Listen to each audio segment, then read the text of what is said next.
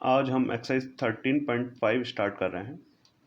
13.5 में देखिए, सबसे पहले मैं आपको क्वेश्चन नंबर 6 बता रहा हूँ। क्वेश्चन नंबर 6 में एक गांव जिसकी जनसंख्या 4000 है कि प्रतिदिन प्रति व्यक्ति 150 लीटर पानी की आवश्यकता है। इस गांव में 20 metre into 15 metre into 6 metre मापों वाली एक टंकी बनी हुई है। इस टंकी का पानी वहाँ कितने दिन के लिए पर्याप्त होगा? तो एक व्यक्ति की देखिए पानी की आवश्यकता दे रखी है 150 लीटर। तो उस गांव की जनसंख्या 4000 है, तो 4000 लोगों को कितना पानी चाहिए? तो 150 इंटू 4000 यानी 6 लाख लीटर पानी उस गांव को डेली चाहिए। उसमें जो टंकी बनी हुई है गांव में, उसकी लंबाई 20 मीटर, चौड़ाई 15 मीटर, ऊंचाई 6 मीटर आपको दे रखी है। और टंकी का आयतन का फॉर्मूला होता है, क्योंकि घनाभ के आकार की टंकी है तो घनाभ का आयतन LBH 20 इंटू 15 इंटू 6, इनको मल्टीप्लाई करने पाएगा 1800 मीटर क्यूब। और मीटर क्यूब को लीटर में कन्वर्ट करने के लिए 1000 से मल्टीप्लाई कर देते हैं, तो ये लीटर में बन जाएगा। यानी उस टंकी में 18 लाख लीटर पानी डेली आता है।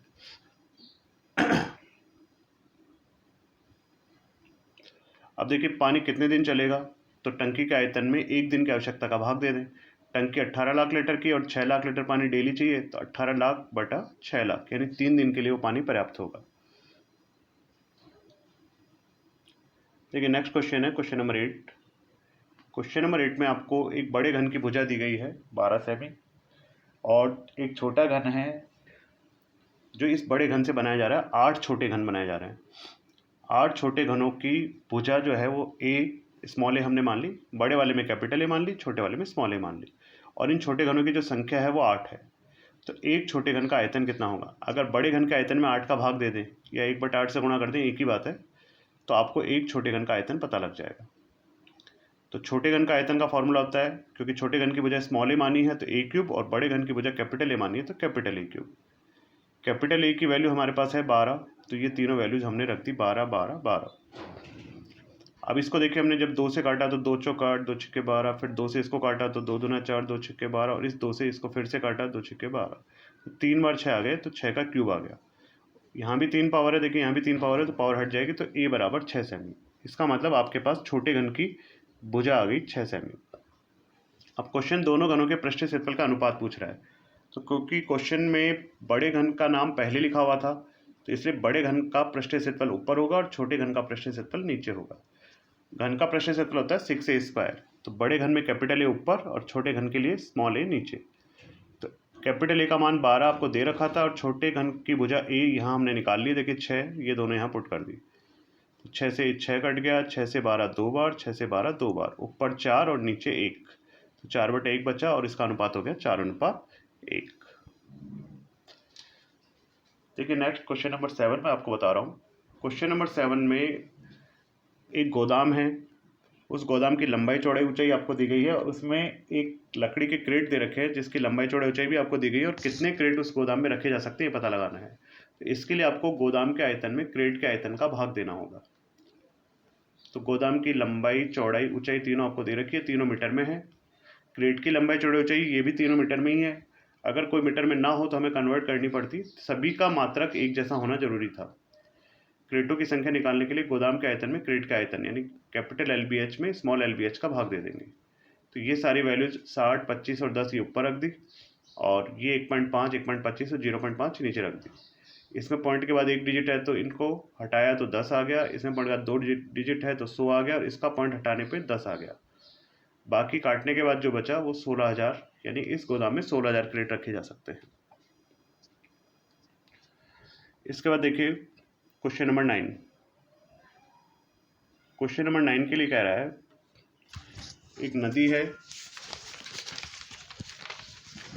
और 3 मीटर गहरी और 40 मीटर चौड़ी है ये नदी, और उसमें 2 किलोमीटर प्रति घंटा की चाल से बहकर समुद्र में पानी गिर रहा है।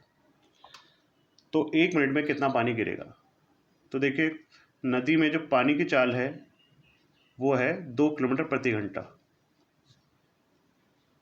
इस चाल का होने का मतलब क्या है कि 1 घंटे में 2 किलोमीटर लंबाई का पानी नदी से समुद्र में गिर जाएगा।